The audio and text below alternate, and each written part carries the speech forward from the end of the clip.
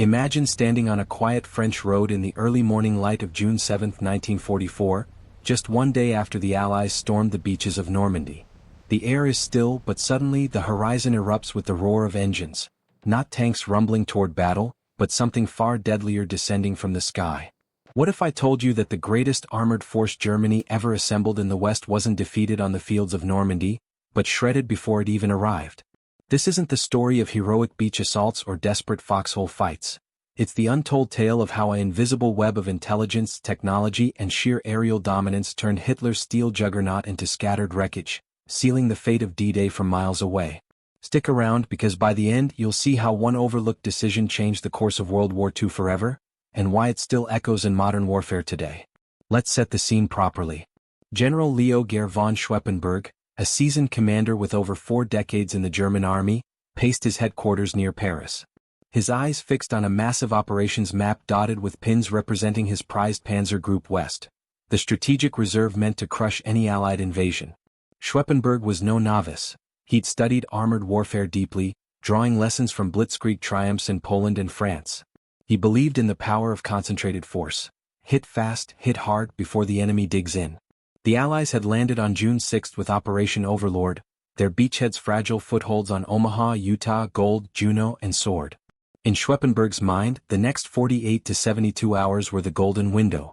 If his panzers, elite units like the Panzer Lehr Division, the 12th SS Panzer Division Hitlerjugend, and the 21st Panzer, could converge by nightfall on June 8, they might replicate the miracle of Dunkirk in 1940, pushing the invaders back into the sea.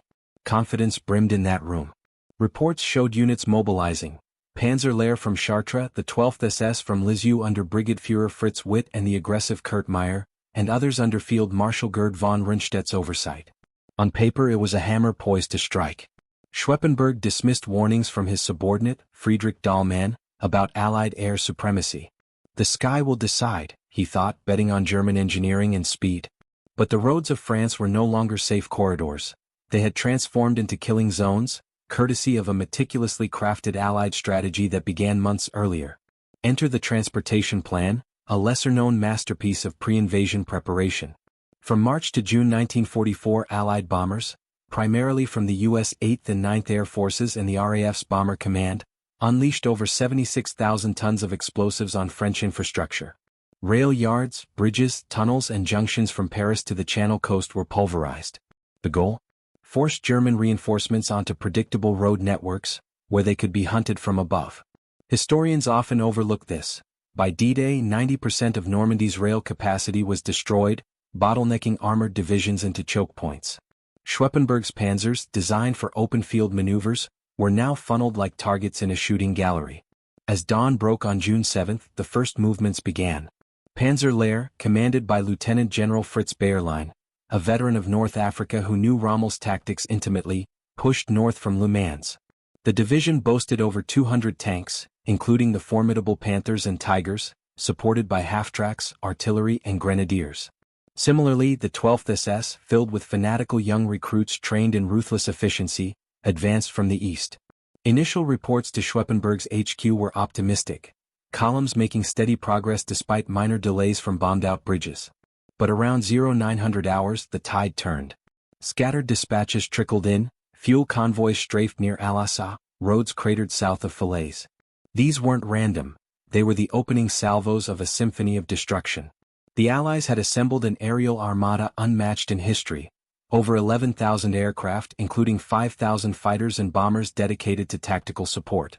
The stars were the fighter bombers, the American P-47 Thunderbolt, a rugged powerhouse with 8.50 caliber machine guns and capacity for 2,500 pounds of ordnance, and the British Hawker Typhoon, equipped with devastating RP-3 rockets that could pierce tank armor from afar. What made this system lethal wasn't just the planes but the integration. Mobile radar stations dotted the beaches, tracking friendly aircraft and spotting foes. Ground controllers, linked by radio networks, directed squadrons in real time. A reconnaissance Spitfire or Mustang would spot a German column. Within minutes, controllers vectored in the nearest hunters.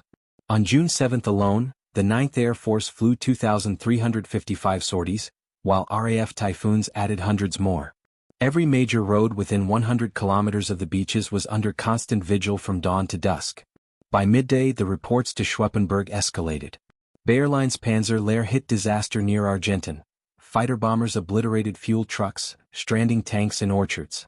Bayerlein himself dove into a ditch as P-47s raked his command vehicle, emerging to find his staff decimated and communications frayed. The 12th SS faced similar horrors east of Cannes, typhoons rocketing half-tracks, scattering infantry. Kurt Meyer's regiment pushing toward the Canadian lines, lost vehicles in droves, their advance grinding to a halt amid burning wreckage. Schweppenburg's map, once a symbol of impending victory, now mocked him. His staff scrambled, reroute to secondary paths, limit movement to twilight hours, beg for Luftwaffe cover. But the German Air Force, bled dry over the Reich, mustered only 300 sorties that day against the Allies' thousands. The Panzers weren't charging into battle, they were being systematically dismantled. Losses mounted. Panzer Lehr reported 84 vehicles gone, including vital support trucks. The 12th SS tallied similar devastation. Fuel depots exploded, ammo cooked off in spectacular chains and command nets silenced. As afternoon wore on, Schweppenburg grasped the nightmare. This wasn't the armored duel he'd envisioned, tanks clashing in open fields. It was a new paradigm, air power as the ultimate force multiplier turning mobility into vulnerability. The Allies' system, intelligence from ultra-intercepts at Bletchley Park, pinpointing German movements, coordinated strikes, and relentless patrols, had neutralized the counterattack before it formed. By evening the hammer had shattered. The beaches solidified and Normandy's liberation inched closer. Yet this was just the beginning of the unraveling. The nightmare didn't end with scattered columns and burning fuel trucks.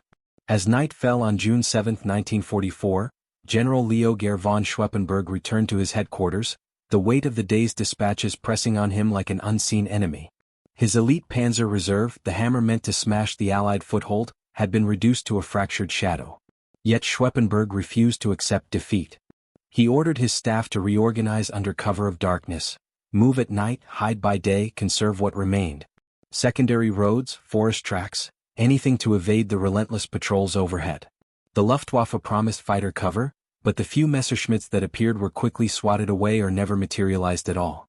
The German Air Force, once masters of the sky, now flew in desperation, outnumbered and outmatched. Meanwhile, the Allied system hummed with lethal efficiency. Reconnaissance flights, Spitfires and Mustangs, darted low over the countryside at first light on June 8, spotting every sign of movement: tire tracks in fields, dust clouds on backroads, the glint of metal under camouflage nets. Controllers in mobile vans near the beaches relayed coordinates instantly. Squadrons of P-47 Thunderbolts lifted off from makeshift strips in England or carriers offshore, while RAF Typhoons circled in loitering patterns, waiting for the call. One spotter plane radioed a convoy of half-tracks near Thury Harcourt. Within 15 minutes, Typhoons streaked in low, unleashing volleys of RP-3 rockets. Explosions ripped through the formation, turning vehicles into fireballs and scattering survivors into ditches. The same pattern repeated across dozens of sectors. A column halts to refuel, rockets descend, infantry disembark to march, strafing runs pin them down. Panzer Lehr's ordeal deepened. Fritz Bayerlein's division, already bleeding from the previous day's march, attempted to regroup south of Cannes. His war diary captured the frustration. Units fragmented, supply lines severed, men exhausted from dodging Jabos, the German slang for fighter bombers that brought instant death. Bayerlein himself narrowly escaped again when his command post drew attention from a passing thunderbolt. Machine gun fire chewed the ground around him as he sprinted for cover. By June 8, Panzer Lehr had lost not just vehicles but cohesion. Tanks without fuel sat idle, crews improvised repairs under constant threat. The division's once proud Panthers and Panzer IVs, symbols of German engineering superiority, became stationary targets, vulnerable to even light bombs if caught exposed. The 12th SS Panzer Division Hitlerjugend faced equal savagery. These young soldiers, many barely out of their teens, had been indoctrinated with unbreakable resolve. Under Kurt Meyer's aggressive leadership, they pushed toward the Canadian lines near Carpiquet and Authie. But the open approaches proved fatal. RAF Typhoons, optimized for anti-armor strikes, targeted their spearheads with precision.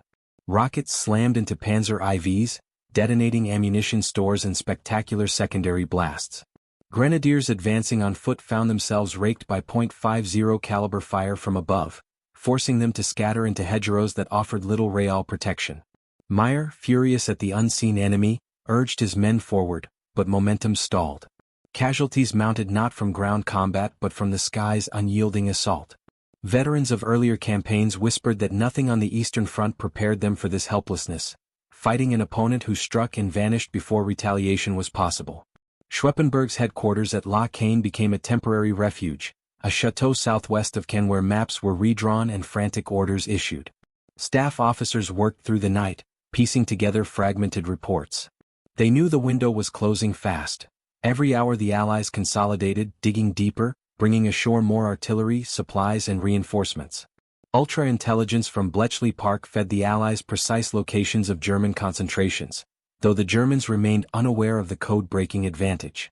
Schweppenburg planned one last push, assemble what remained of his panzers for a concentrated strike toward the beaches, perhaps on June 9 or 10. But fate intervened decisively. On the evening of June 10, Allied reconnaissance pinpointed the chateau. Radio trucks, staff cars and unusual activity betrayed its importance. Just before 1900 hours, 17 Typhoons from the 2nd Tactical Air Force swooped in low, firing 136 RP-3 rockets into the compound. The rockets tore through buildings and vehicles, starting fires that illuminated the target for follow-up strikes.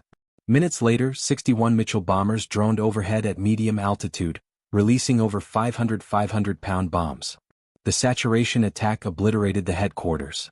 Schweppenburg was gravely wounded by shrapnel, fragments ripping into his legs and torso as he tried to reach shelter. His chief of staff and at least 17 other officers perished, many caught outside watching the first wave through binoculars, mistaking the approaching aircraft for friendly cover. The destruction of Panzer Group West's command center shattered any hope of coordinated armored action. Control fragmented. Divisions operated independently without unified direction. Schweppenburg was evacuated to a hospital, eventually relieved of command. The counterstroke he envisioned never materialized in full force. Instead, the surviving panzers fought desperate, isolated battles. Panzer Lehr clashed fiercely around Villers-Bocage. The 12th SS contested every bocage field near Caen with grim determination. They inflicted heavy casualties on the Allies, turning the Normandy campaign into a brutal attritional struggle that lasted 2 more months. Yet the fundamental reality remained unchanged. The critical first days, the 48 to 72-hour window when a decisive armored thrust might have rolled back the invasion, had slipped away not on the beaches but on the roads leading to them. Allied air power, woven into an unbreakable network of intelligence, planning and execution, had dismantled Germany's armored reserve piece by piece. The transportation plan's pre-invasion devastation, combined with real-time tactical strikes, ensured that no hammer could fall. The sky, once contested, now belonged entirely to the Allies, and with it, the destiny of the campaign. This wasn't just a tactical setback, it marked the emergence of a new era in warfare, where control of the air dictated everything below. The pilots who flew those Thunderbolts and Typhoons, the controllers who vectored them in, the codebreakers who provided the unseen edge, they all played roles as vital as any infantryman storming the surf. Their combined effort turned what could have been a fleeting Allied vulnerability into an irreversible advance. The beaches held, the breakout followed, and the path to liberation opened. But the story doesn't end here. The grinding battles that followed proved just how costly that initial failure became for the Germans, and how the Allies' mastery of the skies continued to shape every phase of the fight for France. The grinding battles that followed the shattered counterattack turned Normandy into a cauldron of attrition, where every hedgerow, village, and sunken lane became a killing ground. The Germans, deprived of their decisive armored thrust in those first critical days, were forced into a defensive war they had never planned to fight. Panzer Lehr, though mauled on the march, still possessed formidable firepower when it finally reached the front lines. Around Villers-Bocage on June 13, a small Kampfgruppe under Michael Wittmann, already a legend from the Eastern Front, ambushed a British column, destroying over 20 tanks and vehicles in a matter of minutes. The action briefly stunned the Allies and demonstrated what concentrated German armor could achieve when it actually made contact. Yet even this tactical brilliance could not reverse the strategic tide. Without the mass of panzers Schweppenburg had intended to unleash, such victories remained isolated flashes rather than turning points. The 12th SS Panzer Division Hitlerjugend dug in around Caen with fanatical determination. These young soldiers, raised on propaganda of racial superiority and unbreakable will, contested every inch of the Bocage country. They turned farmhouses into strong points, mined orchards, and used the thick Normandy hedges as natural anti-tank barriers. Canadian and British forces paid dearly for every advance, suffering heavy casualties in close quarters fighting that resembled the trench stalemates of the First World War more than modern mobile warfare. Yet the same sky that had destroyed the German approach marches now relentlessly punished their defensive positions. Whenever a German unit massed for a counterpush or attempted to reinforce a threatened sector, typhoons and thunderbolts appeared within minutes, rockets and bombs scattering infantry and knocking out supporting artillery. The bocage, meant to favor the defender, became a trap when the defender could no longer move freely or resupply under daylight. Across the entire front, the pattern repeated. The 21st Panzer Division, already engaged near Caen on D-Day itself, found its mobility crippled by the same aerial interdiction. Attempts to shift reserves from one sector to another drew immediate response from Allied fighter bombers. Supply convoys, even those traveling at night, faced growing hazards as Allied night-flying aircraft, equipped with radar and flares, began harassing movements after dark. The Germans improvised, painting vehicles in camouflage patterns that blended with orchards, moving in small packets, using civilian roads only when absolutely necessary. But improvisation could not compensate for the loss of cohesion and the steady hemorrhage of soft-skinned vehicles that kept the tanks operational. By mid-July, the Allies had built up overwhelming strength ashore. Artificial mulberry harbors, despite one being destroyed in a storm, funneled in thousands of tons of supplies daily. American forces broke out from the Cotentin Peninsula, while British and Canadian troops battered at cannon operations Epsom, Charnwood, and Goodwood. Each assault was supported by massive tactical air forces that suppressed German artillery, disrupted reinforcements, and protected advancing infantry from counterattacks. The Luftwaffe, reduced to token efforts, could offer no meaningful opposition. German pilots who ventured aloft were met by swarms of Spitfires, Mustangs, and Lightnings that dominated the airspace above the battlefield. The breakout came in late July with Operation Cobra. American heavy bombers carpet-bombed German positions south of St. Lo in a prelude that pulverized Panzer Lehr and other frontline units. The shock allowed U.S. armored columns to surge forward, exploiting the gap before German reserves could respond. Once again, air power proved decisive. Fighter bombers roamed ahead of the spearheads, destroying bridges, rail lines, and any German unit attempting to regroup. The Falaise Pocket in August became the culmination of the campaign's logic. Trapped German forces, remnants of 7th Army and Panzer Group West, tried to escape through a narrowing corridor. Allied aircraft turned the retreat into a slaughter, strafing and bombing the jammed roads until the ground was littered with wrecked vehicles and abandoned equipment. Tens of thousands of Germans were killed or captured. The Wehrmacht's armored strength in the West was effectively broken. Looking back, the fate of D-Day was decided not in the surf of Omaha Beach or the paratroop drops behind enemy lines, but in the systematic destruction of Germany's ability to concentrate its panzers. Schweppenburg's plan had been sound in theory: strike hard and fast while the beachheads remained shallow. But the Allies had anticipated exactly that response. The transportation plan crippled rail movement. Ultra-intelligence provided forewarning. Real-time air control turned French roads into death traps. Fighter bombers, operating in a tightly integrated system, severed the sinews of supply and maneuver that armored warfare demands. The result was a campaign won in the air before it was truly fought on the ground. This overlooked dimension of the Normandy invasion reveals a profound shift in modern warfare. Victory no longer belonged solely to the side with the best tanks, the bravest infantry, or the most brilliant field commanders. It belonged to the side that could deny the enemy freedom of movement, disrupt his logistics, and blind his command structure from above. The pilots of the 9th Air Force and 2nd Tactical Air Force, the radar operators, the ground controllers, the codebreakers at Bletchley Park, they formed an invisible army whose work proved as decisive as any division storming the beaches. The story of those burning convoys on June 7, 1944, serves as a reminder. In the crucible of total war, technological superiority and meticulous planning can turn potential disaster into irreversible triumph. The Allies did not merely land in Normandy, they orchestrated an environment in which the German response was doomed before it began. That mastery of the skies ensured that the liberation of Europe would continue, one shattered column at a time. Thanks for staying with me through this deep dive into one of World War II's most decisive yet underappreciated turning points.